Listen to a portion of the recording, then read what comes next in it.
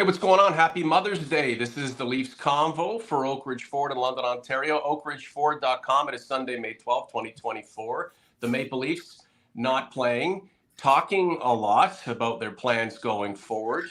Mike, I'd like to get your impressions on Thursday's end-of-year press conference with the new man in charge, Keith Pelly, Brad Treliving. Both were flanking one Brandon Shanahan, and they had a lot to say and making a lot of proclamations about what they plan to do to get this ship towards what they believe will be the ultimate success, and that's a Stanley Cup. The question is, will these three guys still be working together when Auston Matthews is handed the cup and he hoists it? Or will these guys just be kind of laying the groundwork for someone else to come in and see this whole thing through? Good morning. Good morning, Norm. Yeah, it was a mother of a media availability on Friday. And I'll just say this, like I wrote in my column for Hockey Buzz yesterday. It all sounds nice, but we'll see, because I have heard this before.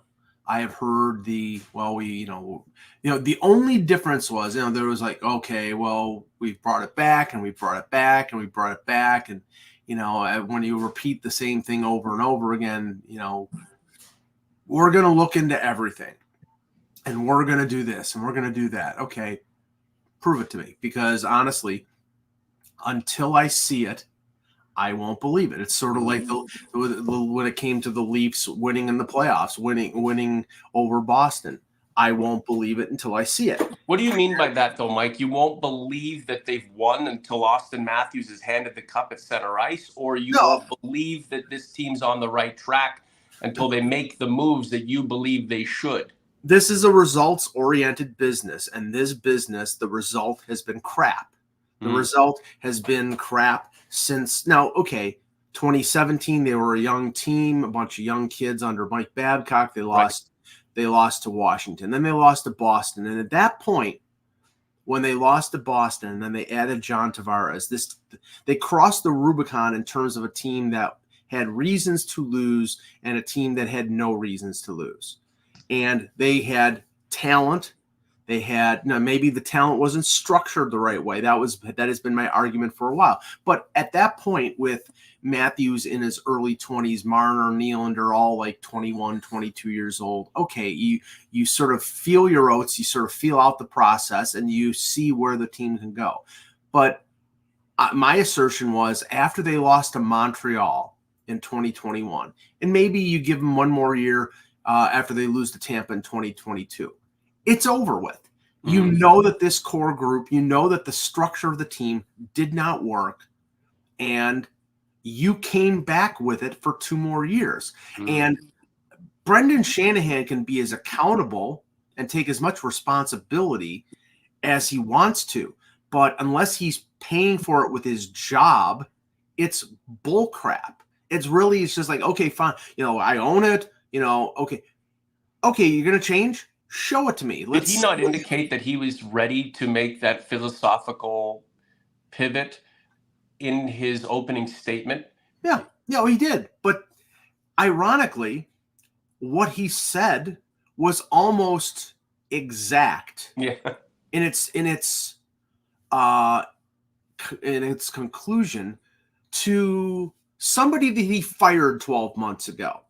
Kyle Dubas, because Kyle Dubas made an admission that maybe it wasn't working, that maybe things had to be changed. And that's as much as you're going to get in terms of a commitment from any manager, because they're not going to undercut themselves. And if you notice, they pushed back on, Marner and Tavares asking to waive the no move clause. And, they're not going to do that, because as soon as they say, well, we're going to ask Mitch Marner, then you're operating from a position of weakness. Right. So they're not going to do that. They're not going to talk specifics. And those things are going to take time to shake out.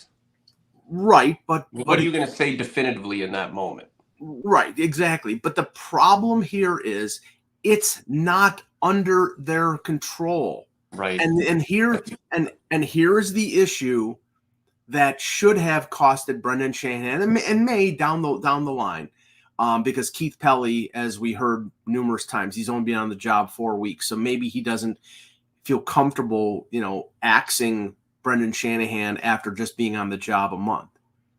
But this is an organization that doubled and tripled down on failure and continued to go back. And then the changes that needed to be made, not just, they did win a round last year, so you give them credit for that. They sold out in terms of trading draft picks and prospects to get Ryan O'Reilly and Achari and Luke Shen and all the players that they added, and Jake McCabe and Sam Lafferty, all these players that they added.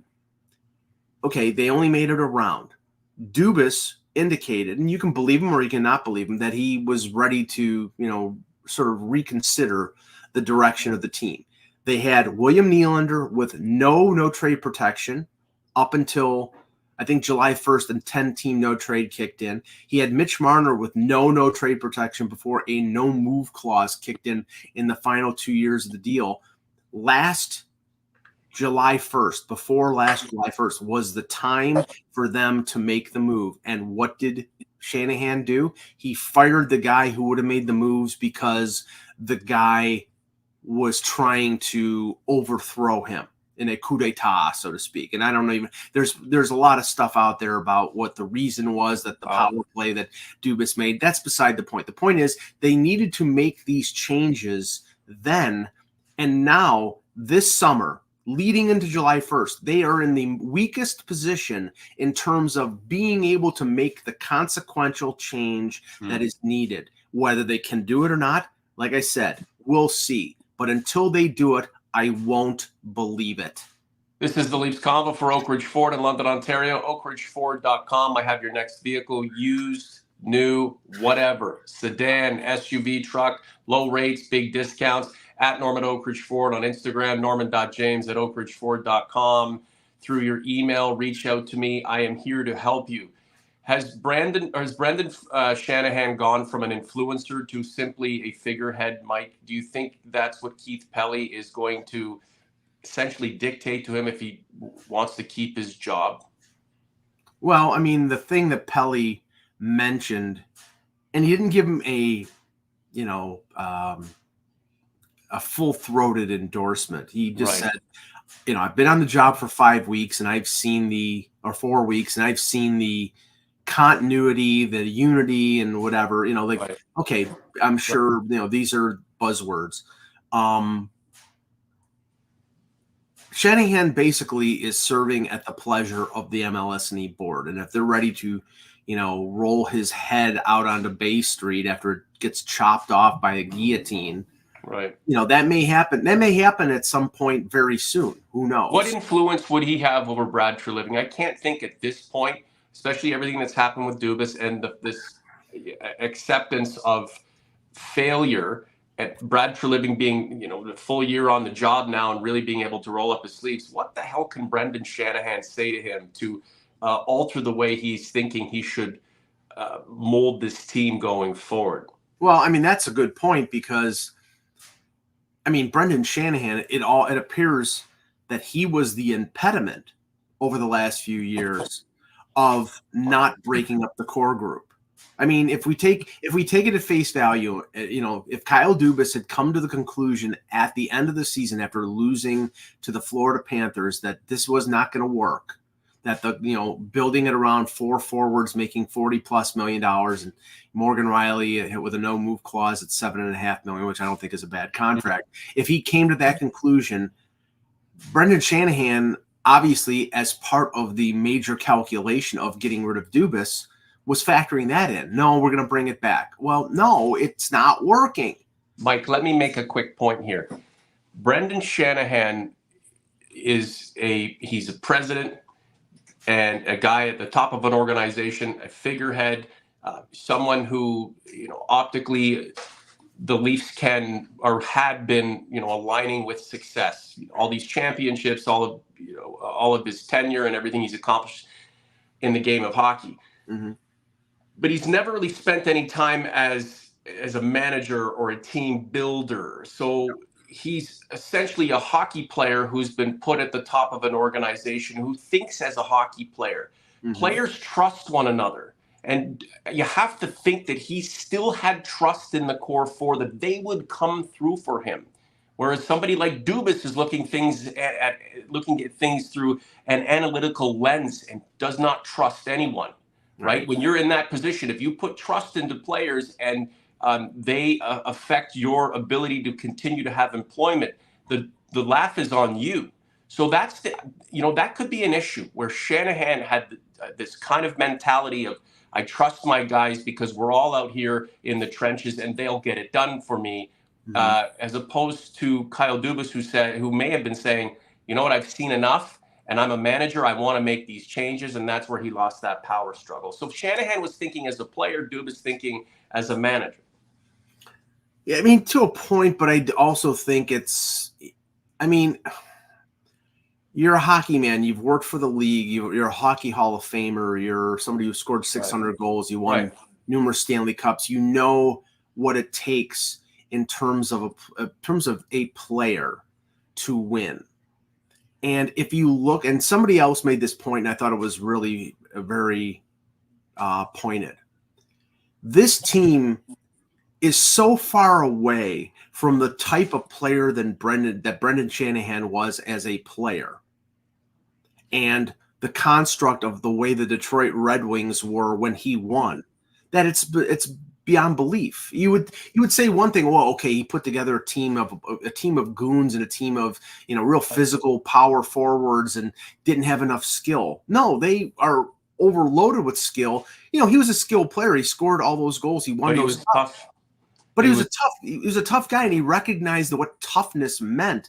And this team is not tough. And only. But did he not buy? Sorry, Mike. Did he not buy into what Kyle Dubas was preaching all those years ago? That it's skill and speed, and the game is changing. And Brendan Shanahan bought into Kyle Dubas's way of thinking. It was Kyle Dubas who seemed like he was ready to pivot, and Brendan Shanahan who dug in even deeper, but backing and propagating a group of guys who were skilled, but just didn't offer the same sort of skill set he did back in those days. So it's ironic how it all played out. He bought into what Dubas preached, and Dubas was ready to change the method, change the message.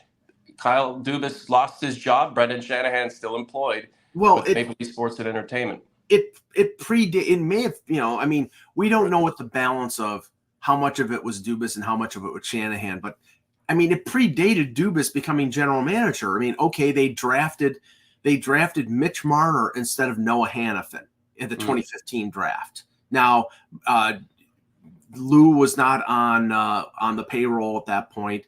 Babcock wanted Hannafin. They drafted Marner.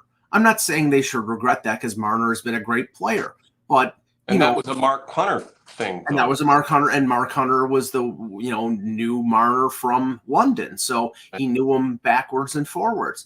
But the problem here is that after drafting Nylander in 2014, you double down and you draft another skilled player in Marner, and then if you remember, and this is sort of like in the weeds, but they had a second first-round pick that year, and they decided instead of drafting Travis Konechny, who was another small but feisty type of player, they traded down and got an extra second and an extra third-round pick to move down twice. And what did they end up taking with those extra picks? They took Travis Dermott, Jeremy Bracco, Martin Durkels.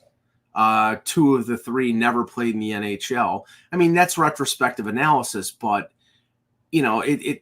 there was a common thread of let's draft skill and speed, and every team out there that is having success in the playoffs, they have skill. They need size. They need toughness. There's a balancing act. And the gamble here was let's bet on this core four group. Right. And give them a bunch of money and give them everything they want in terms of no trade protection and this and that. And they're going to carry us to the promised land. Well, at a certain point, you have to recognize that was not going to happen. And, I don't know who was saying 3 years ago, this is bullshit. This is not working. But, Mike, the Mecca, the biggest hockey market, the most omniscient, smartest, astute fans, most passionate, we knew, right? we're in a bubble. We live in a bubble. We operate in a bubble. We root for our team in a bubble.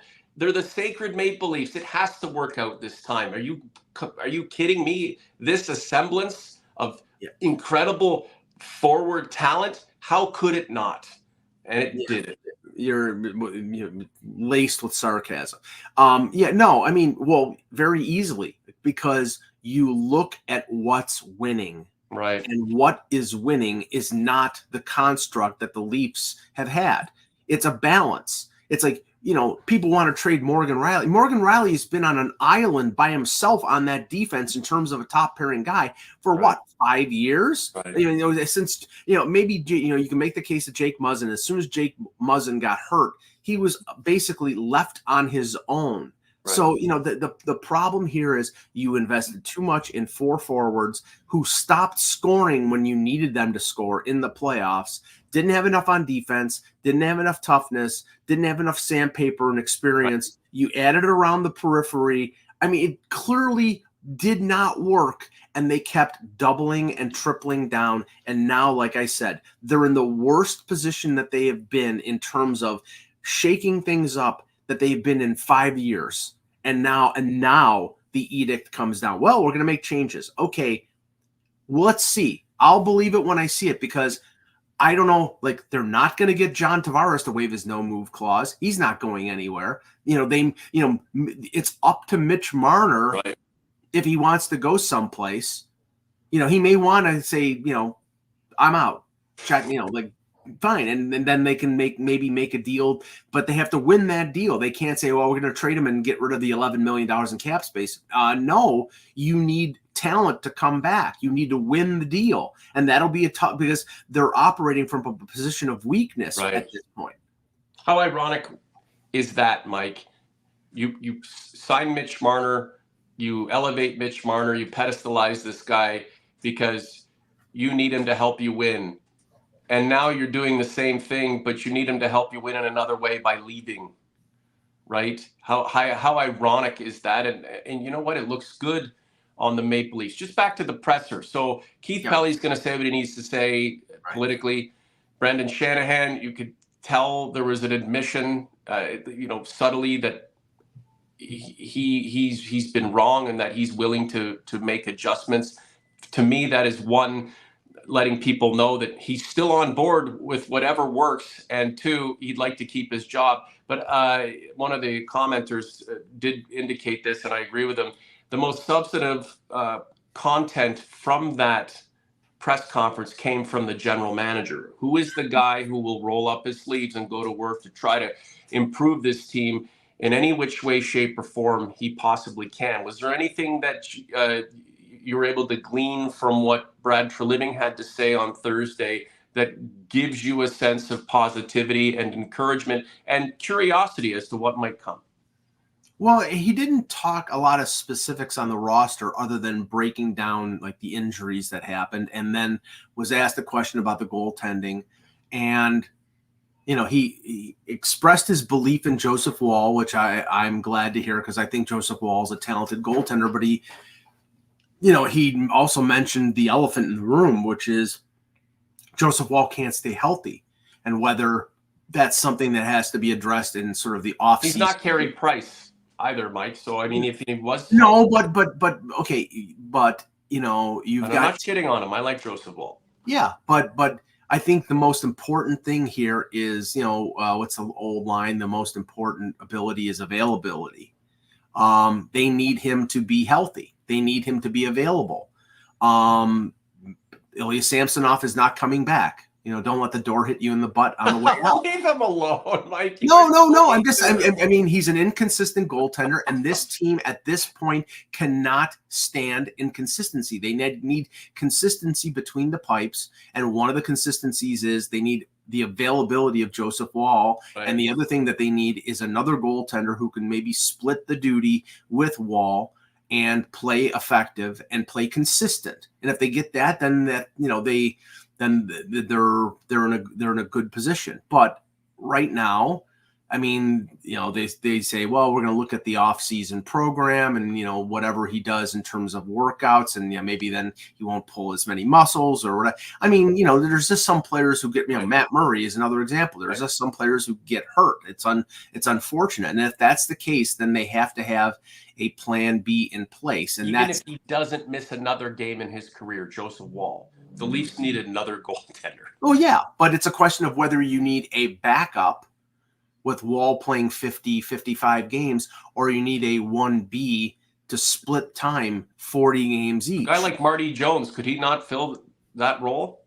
Well, he did in a window of 15 games, but then, really his play, the sporadic play that he played after that was, it doesn't inspire a bunch of confidence. Okay, fair enough. I mean, but a guy of that ilk, a guy of that status in the league, somebody who's been around, who can go in there, fill some minutes, fill in if he's got to for a stretch of games, maybe not play for 2 weeks, but be there and be professional. Yeah, I mean, some of the names that are being mentioned in the chat, I mean, Max Talbot, or I'm sorry, Cam Talbot in LA after November dropped off the planet, so much so they had to go with former Leaf David Rittich in goal. So that's not an option, because Cam Talbot is, if you're talking about a backup, okay, yeah. I mean, he's not a starter. He's not a starter in this league anymore. Neither is Kevin Lankinen or who was the other one? Anthony Stolarz. Those are backups. Right. If you're talking about a 1B goaltender, then you're talking somebody like what happened in New York with Jonathan Quick. He played 30 some odd games. He saved their season early on until Shesterkin got on the straight and narrow. Elinas Allmark in Boston. Now Boston's not going to trade with the Leafs, but those type of goaltenders. Wedgwood is maybe a sort of. I mean, he's okay, but I think they need somebody with a little more gravitas to him. So that's up to Treliving. Treliving has not only got to address goaltending, he's got to address. I mean, the first thing he's got to do, because it limits his options in terms of everything else, is resolve this core 4, core 5 situation. Because if he cannot trade Marner, then he doesn't have the cap space to go out there and make consequential moves. I mean, everybody's talking about, what does he have, $11 million? Is that not enough? Well, right, but what I'm saying is, I mean, he's got money coming off the cap with guys like Brody and Samsonov coming off the books. Right. But to make the consequential changes that they need to make, like, everybody said, well, they're going to be in on Brett Pesce. They're going to be in on Brandon Montour. They're going to be in on Chris Tanev. With what money? Right. With what money? If they can trade Marner, get a player back, and get a boatload of cap space, then they have some flexibility. Sure. Right. But do you like Brad Treliving? What do you think about this guy? Are you cool with it, like saying, hey, Brad, go to work, take a couple of years to do your thing? We trusted others. It didn't work. At that point, we had to shake hands and say goodbye. You're the next man in. We're going to give you the same amount of resources, the same amount of confidence, the same amount of support. Have at it. In the end, his free agent moves on a very short lead up to July 1st last year. The only one that was a failure was Klingberg, and that was because Klingberg got hurt. Right. I mean, you could see the idea here. We need a point guy for the power play with a big shot, right, which is what I said that they needed. They needed to take that responsibility away from Morgan Riley, have him concentrate more on 5-on-5 responsibilities. Then Klingberg gets hurt. They had to go back to Riley. Riley's not a bad power play quarterback, but every penalty kill knows that doesn't have a big shot, and they're spread out on the wings trying to shut down Nylander and Matthews. And when the season got tough in February, March, and April, their power play dried up dried up completely. So, okay, is Treliving the guy the Leafs need right now? But right, I mean, I think he did a good job on sort of short notice last July. Right. As I think we've firmly established here, I didn't like giving up the draft picks for the players that they gave up at the deadline. I did like the players. I did like Edmondson. I did like Lyubushkin. So his track record in terms of plugging holes on this team, building around the core group, was good. But the thing that gives me pause is the deal that he's going to have to make is very reminiscent of the deal that he had to make with a gun to his head in Calgary with Matthew Tkachuk. And he got the best he could get with Huberdeau and Mackenzie Weegar. What a coincidence. But then sign, because there was a need for that organization to sort of allay the fears of nobody wants to stay in Calgary, and he overpaid Huberdeau. That might have been ownership. You don't know. He overpaid Huberdeau. He overpaid Nazem Kadri on a free agent deal. And that led 12 months later to him getting canned. So he, it's a learning experience. I think he knows where this team needs to improve. I think he knows that the type of player that this team needs to add to improve. I'll judge him accordingly based on what he does and how it pans out. What a coincidence for Brad Treliving, though, having to deal with the Mitch Marner scenario, which mirrors in many ways what he had to accomplish by shipping Matt Tkachuk to Florida. Must be like shit. But it's almost why me? It's almost 180-degree difference, though, in a sense, because Tkachuk went to Treliving because he respected him so much and says, "I'm not re-signing in Calgary, so I'm letting you know. I'll give you a list of teams," because I think he had a no-move clause. At this point, it's a 180-degree difference. We don't know if things may change with the Marner camp between now and. Fair point, but right now, you can only take it based on face value, based on what Marner said last Monday. I want to stay here. I want to finish my career here. Blah blah blah. I mean, it may be all lip service, but he wants to stay here, and they may not want him. When it was the exact opposite in Calgary, they wanted to keep Tkachuk, but Tkachuk didn't want to re-sign in Calgary. So it's different, and maybe that will make a difference in terms of the return and in terms of how it fits. I mean, Calgary right now, arguably the worst contract in the NHL could be Jonathan Huberdeau in Calgary. Well, it's nothing new when a small market team has to overpay somebody to get them to either stay or come there. So but a big market team has to overpay too. Look at what's going on. I mean, that's the other thing of the Shanahan era, Norm, that when his hockey obituary comes up with the Leafs, when he's eventually fired, and everybody's eventually fired, what will come up is not the decision to sign Tavares, because in the end, I think that was still a smart move. It was giving Nylander the succumbing to his demands on a deal, and then giving Austin Matthews, making him the second highest paid player in the NHL without getting the 8-year term, and then succumbing to Mitch Marner because I need to make as much. It was a cascading effect, and that you don't know what moves they could have done had they not knuckled under in those situations. They laid the groundwork for the players to have control, and the players, meaning the core four outside of John Tavares, who signed as a free agent. It would look good as much as I don't want to see it, it would look good on the team if there's no way for them to relinquish a relationship with Mitch Marner. He stays until his final day, and the whole season is poisoned because of it. I mean, again, that's just a real bleak outlook.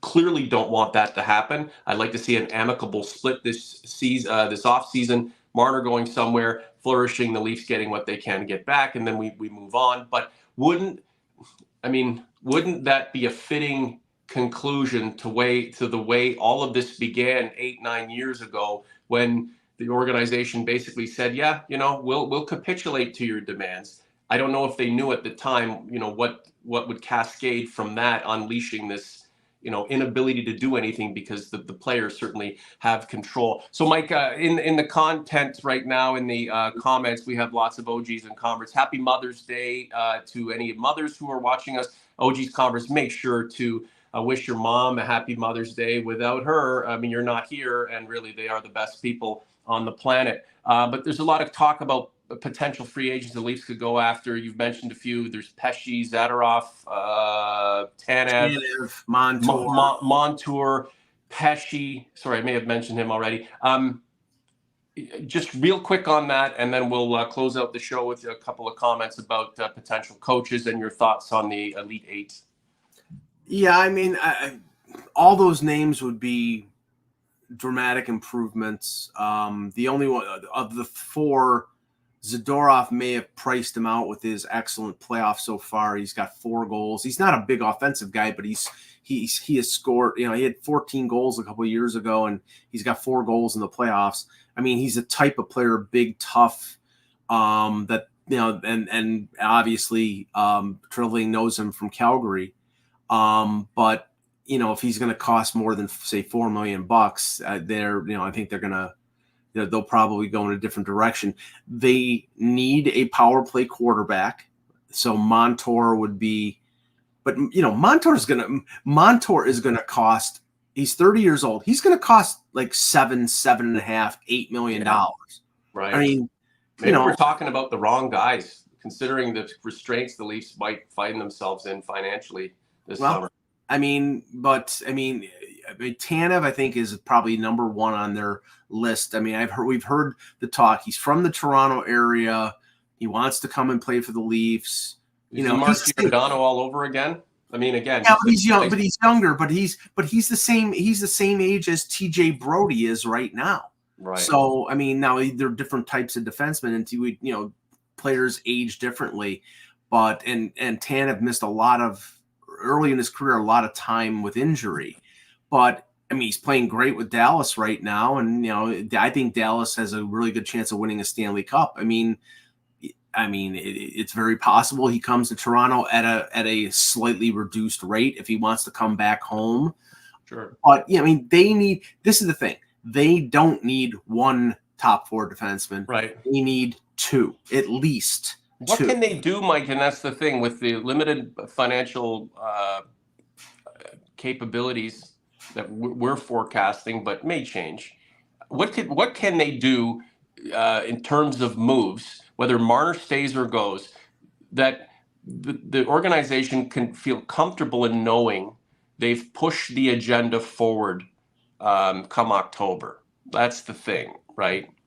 I mean, that's why you make moves. I don't think, because if you look at, some of the free agents in terms of, you're not bringing Bertuzzi back, maybe you allocate that money towards a defenseman, but, you allocate the $5 million that Brody's expiring contract gives you, but then you're going up $5 million with the Nylander extension. So half of that money is good. So you see what I'm saying? It's like everything in terms of improving in other areas is contingent on them being able to move one of the core group. Right. They painted themselves into a corner, and unless they get let out of that corner by one of those players, right?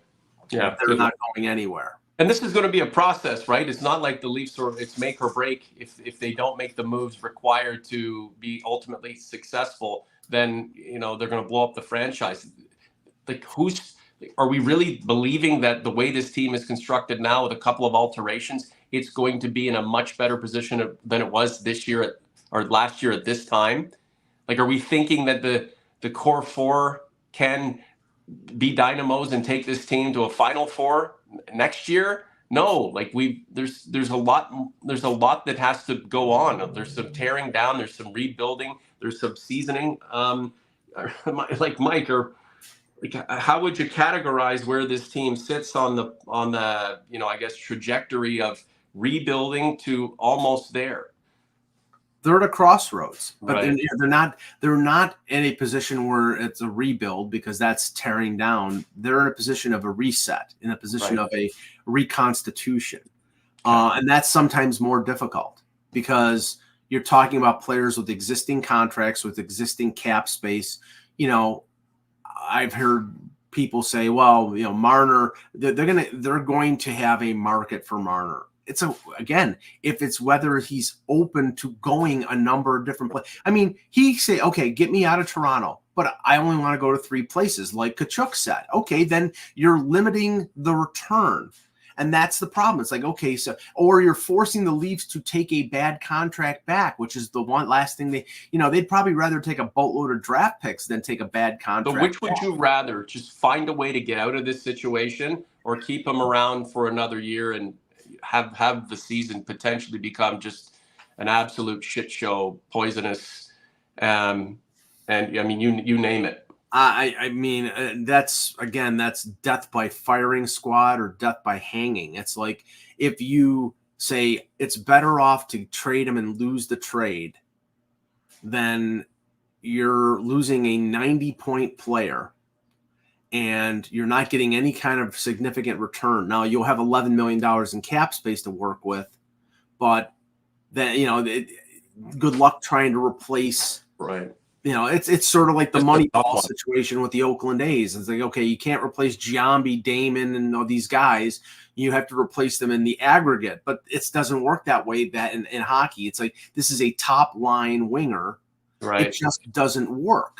And right. You're just spending too much money on these players. You need a different type of top 6 player. Right. And good luck to try to get that. If you could just go do it, then you would do it. But it's much more complicated than that. Leafs Convo poll from 2 days ago. The question, best candidate for the Leafs head coaching job? 301 OGs, converts, and frequenters of the project on YouTube responded. 44%, the top vote. Who do you think that was, Mike? Probably Berube, because I didn't look at it, but okay, read it off and then I would tell you who I think it should be. Well, Craig Berube, with 21% of the votes, finished 3rd. Okay. Rod Brindamore, 27% of the votes, finished 2nd. Okay. And 44% of the respondents to our poll on the Leafs Convo community portion of the project said Joel Quenneville would be the best Leafs head coach candidate. Yeah. Well, 3 Stanley Cups speaks for itself. Right.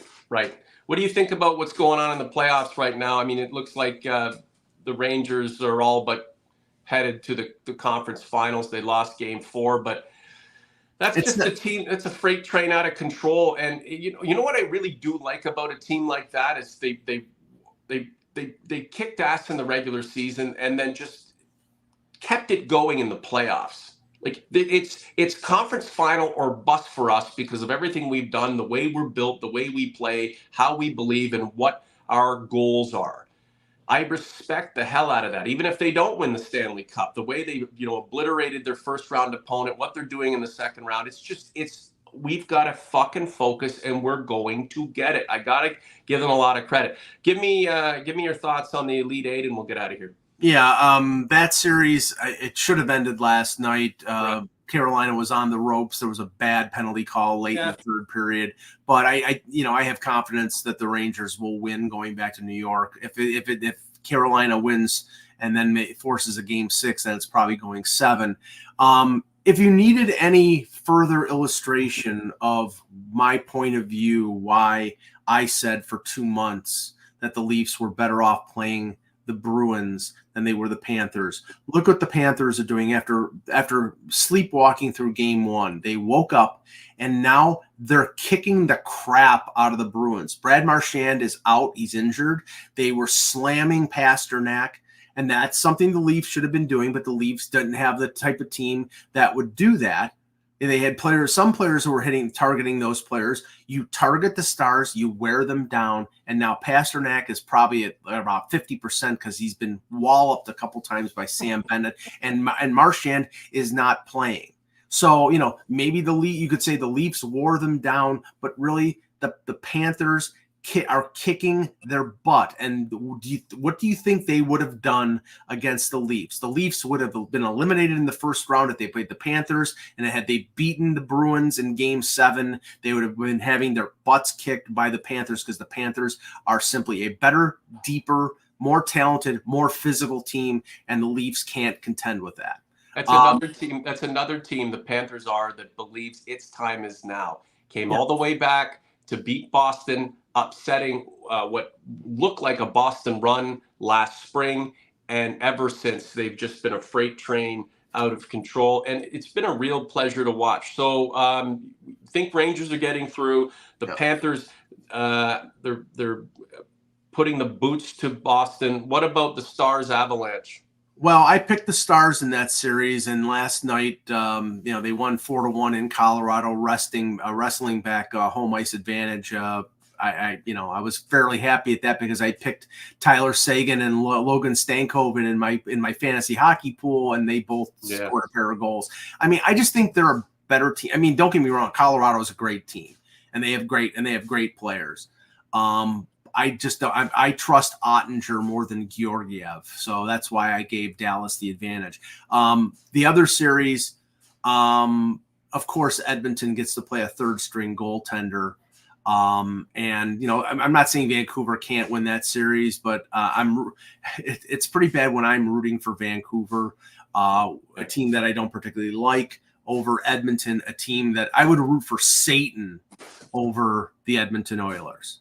So, but I don't like that team. I don't like that franchise. I love some of the individual players on that team, but they lost 4-1 they had a 4-1 lead in game one. And I said that was because of all the ex-Leafs that they had on the roster. You know what? You have to throw your hands up. Whichever team is playing the kind of game that you want your team to play, that's the team you root for, because maybe one day you'll be rooting for your team playing that way and having incredible success. Hey, Mike, wish your mom happy Mother's Day from me. OG's Converse, like the content, subscribe to the channel. Do not go anywhere. Plenty of content to come. There's going to be a lot for us to sink our teeth into when it comes to Leafs news over the days, weeks, and months ahead. So stay with us for it. For Mr. A, I'm Mr. J. We'll talk to you soon. The Leafs Convo is outie. Okay.